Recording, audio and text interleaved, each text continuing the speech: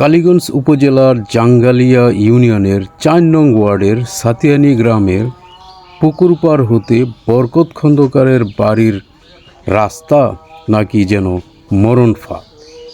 ৪ নং ওয়ার্ড সাতিয়ানি গ্রামের পশ্চিমপাড়া যোগাযোগের অন্যতম একটি রাস্তা এখন এলাকাবাসীর জন্য চরম দুর্ভোগের কারণ হয়ে দাঁড়িয়েছে।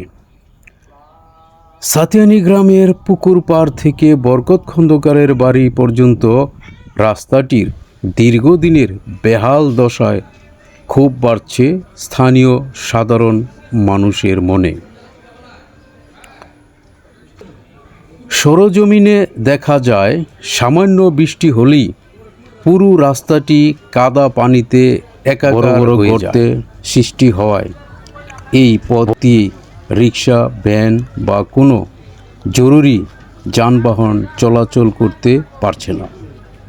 ফলে অসুস্থ রোগী, বৃদ্ধ ও স্কুল কলেজগামী শিক্ষার্থীদের যাতায়াত করতে হচ্ছে চরম ঝুঁকি নিয়ে। বিশেষ করে বর্ষাকালে এই দুর্ভোগ কয়েক গুণ বেড়ে যায়।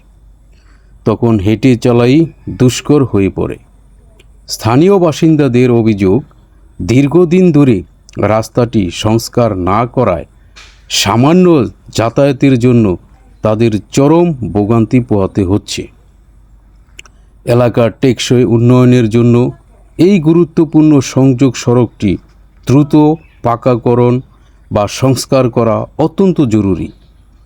ভুক্তভোগী এলাকাবাসীর রাস্তাটির এই বেহাল দশা থেকে মুক্তি পেতে সংশ্লিষ্ট ইউপি চেয়ারম্যান ঊর্ধ্বতন কর্তৃপক্ষের সুদৃষ্টি এবং দ্রুত হস্তক্ষেপ কামনা করছেন।